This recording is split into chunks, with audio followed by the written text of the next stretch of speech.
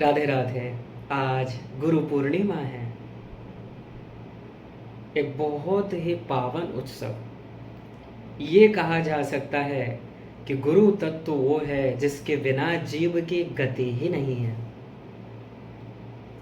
कोई भी जीव गुरुदेव की कृपा के बिना भगवत प्राप्ति कर ही नहीं सकता। देखिए, वेदों में तो 3 ही तत्व बताया गया। फिर प्रश्न आता है कि ये गुरु कौन है, ये गुरु तत्व है क्या? ज़्यादा विस्तार तो नहीं करेंगे क्योंकि बहुत समय लग जाएगा। संक्षेप में समझिए। वेदों में तो बताया गया कि 3 तत्व हैं। श्वेताश्वतर उपनिषद में विस्तार से बताया गया। सर्वा जीवे सर्व संस्थे बृहन्ते अस्मिन् हंसो भ्राम्यते ब्रह्मचक्रे पृथगात्मानं प्रेरितारञ्च मत्वा जुष्टं ततस्तेनामृतत्वमेति संयुक्तमेतत्क्षरमक्षरं च व्यक्ताव्यक्तं भरते विश्वमीशः अनीशश्चात्मा बध्यते भोक्तृभावात् ज्ञात्वा देवं मुच्यते सर्वपाशैः ज्ञाज्ञौ द्वाबजाभिः सनीसा बजाये क्या भोक्तृभोग्यार्थयुक्ता अनन्तश्चात्मा विश्वरूपो यकर्ता त्रयं यदा विन्दते ब्रह्ममेतत् क्षरं प्रधानमृताक्षरं हरः क्षरात्मानावीसते देव एकः तस्या विद्यानात् योजनात् तत्त्वभावात् भूयश्चान्ते विश्वमाया निवृत्ति एतद्ज्ञेयं नित्यमेवात्मसंस्थं नातः परमवेदितव्यं हि किञ्चित् भोक्ता भोग्यं प्रेरितारञ्च मत्वा सर्वं प्रोक्तं त्रिविधं ब्रह्ममेतत्। श्वेताश्वतरोपनिषद 1:6, 1:8, 1:9, 1:10, 1:12। ये मंत्र नारद परिव्राजक उपनिषद में भी है। ये मंत्र कह रहा है कि 3 तत्व हैं। इसमें यही बताया जा रहा है कि इस विश्व में टोटल 3 ही तत्व हैं। विश्व में ही नहीं, इस अनंत कोटि ब्रह्मांड में टोटल 3 ही तत्व हैं। इन 3 को अगर कोई जान ले, उसे और कुछ जानने की आवश्यकता ही नहीं है। क्या है वो 3? ब्रह्म, जीव, माया। एक है भगवान। ब्रह्म अर्थात भगवान श्री कृष्ण, जीवात्मा अर्थात हम और आप जो भगवान के अंश हैं, शक्ति होने के कारण अंश हैं। और तीसरी है माया, वो भी भगवान की शक्ति है लेकिन जड़ है। तो तत्व तो 3 ही बताया गया। फिर ये गुरु तत्व क्या है? गुरु तत्व कोई अलग से नहीं है। जब जीव भगवत प्राप्ति कर लेता है वही गुरु हो जाता है। इसलिए मुंडको उपनिषद में बताया गया, परीक्ष्य लोकान कर्मचितान ब्राह्मणो निर्वेदमाया नास्त्यकृतः कृतेन तद विज्ञानार्थं स गुरुमेवाभिगच्छेत् समित्पाणि श्रोत्रियं ब्रह्मनिष्ठम्। हमेशा याद रखिए। देखिए, आज संसार के जीव अधोगति की ओर इसीलिए जा रहे हैं, उनका स्पिरिचुअलिटी में प्रोग्रेस इसीलिए नहीं हो पा रहा है क्योंकि जिनको गुरु मान रहे हैं वो स्वयं ही माइक है। अगर आप माइक पर्सनैलिटी को ही गुरु मानकर उसको पूजने लगोगे तो क्या लाभ होगा बताइए? क्योंकि अगर सत्वगुणी की आप आराधना करोगे तो अधिक से अधिक स्वर्ग मिल जाएगा, और स्वर्ग मिलेगा कुछ दिन के लिए, उसके बाद फिर रिटर्न इस मृत्यु लोक में कुकर शुकर आदि शरीर में। रजोगुणी मनुष्यों में अगर अटैचमेंट करोगे तो यही मृत्यु लोक में आना है, और तमोगुणी लोगों में अटैचमेंट होगा तो नरक की प्राप्ति होगी, राक्षस पिशाच आदि शरीर आपको प्राप्त होगा, अथवा इसी मृत्यु लोक में आकर हीन से हीन शरीर आपको प्राप्त होंगे।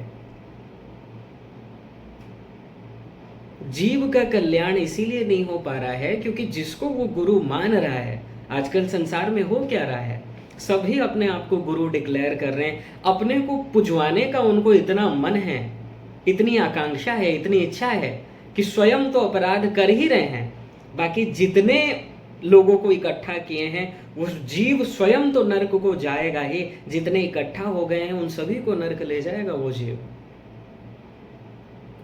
गुरु तत्व कोई सामान्य नहीं है कि कोई भी अपने आप को गुरु बता दे रहा है। आजकल दीक्षा के नाम में इस संसार में ऐसा पाखंड चल रहा है, पूछिए मत। माइक से दीक्षा मंत्र दे दिया जा रहा है। सामने में 5-10 हजार लोग बैठे हैं, जी ये तुम्हारे गुरुदेव हैं, माइक से मंत्र दिया जा रहा है।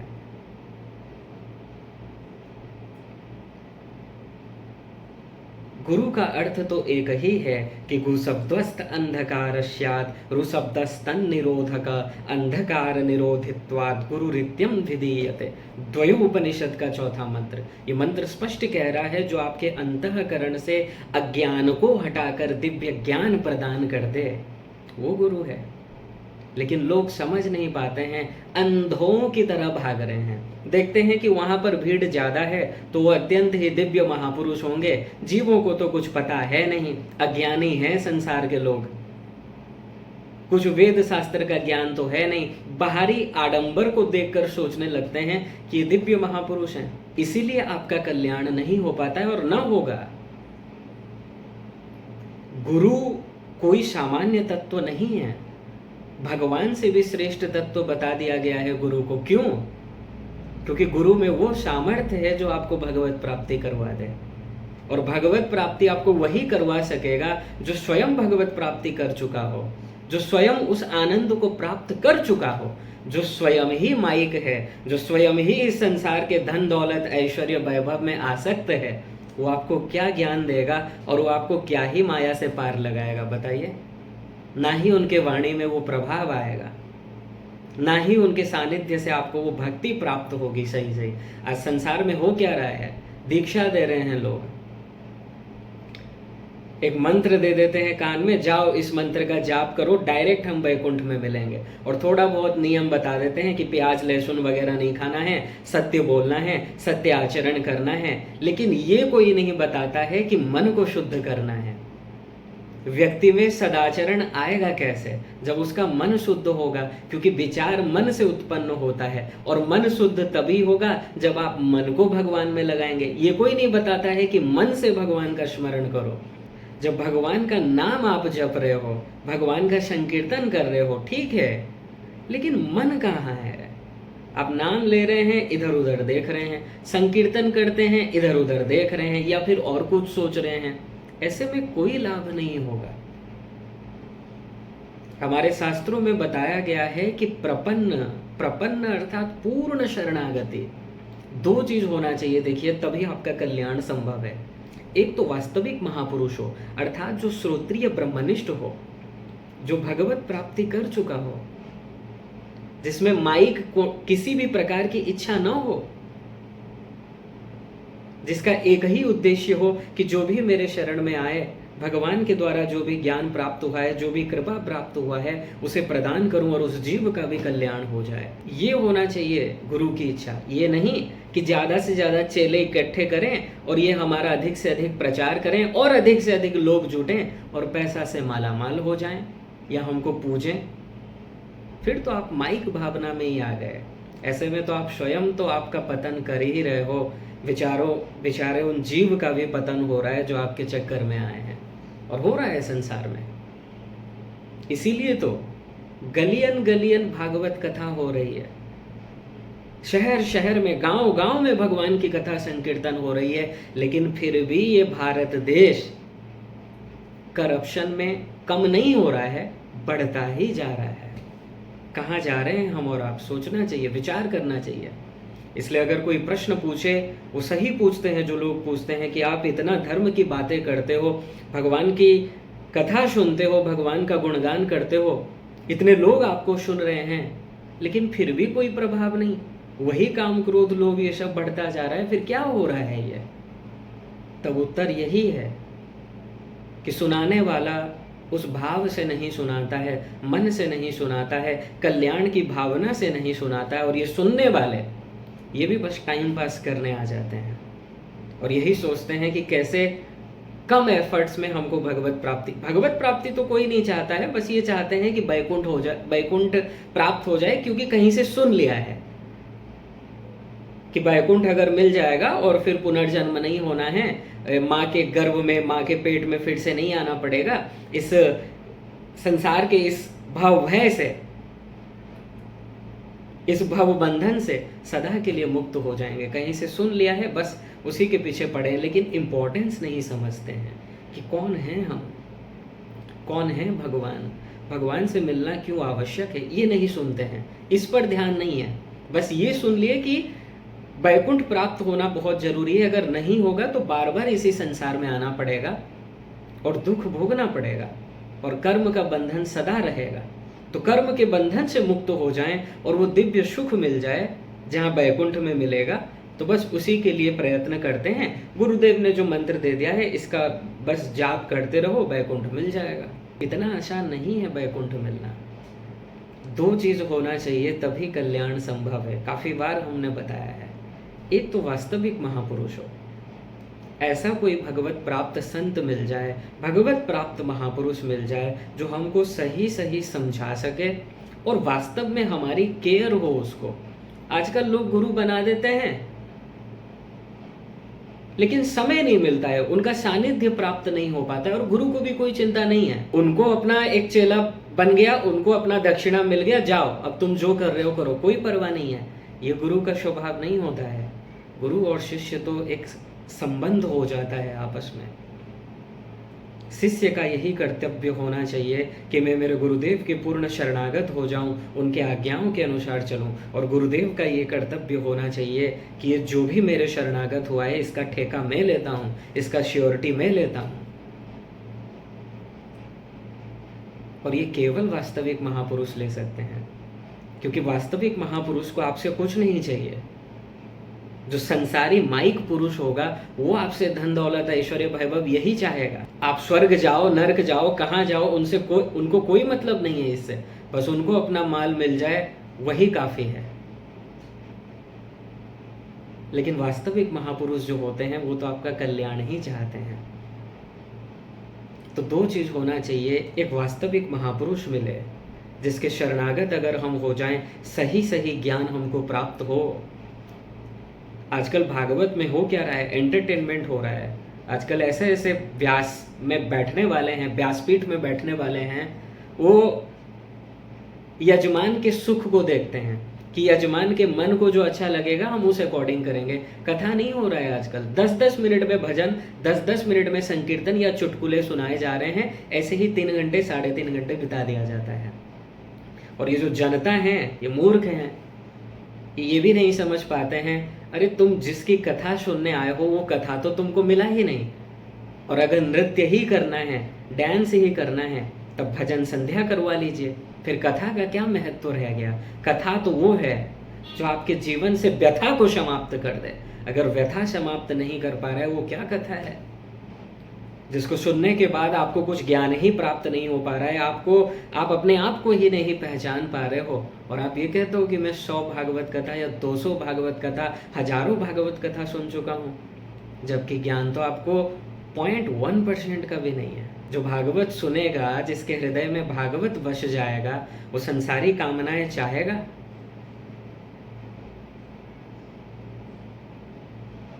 नहीं चाहेगा।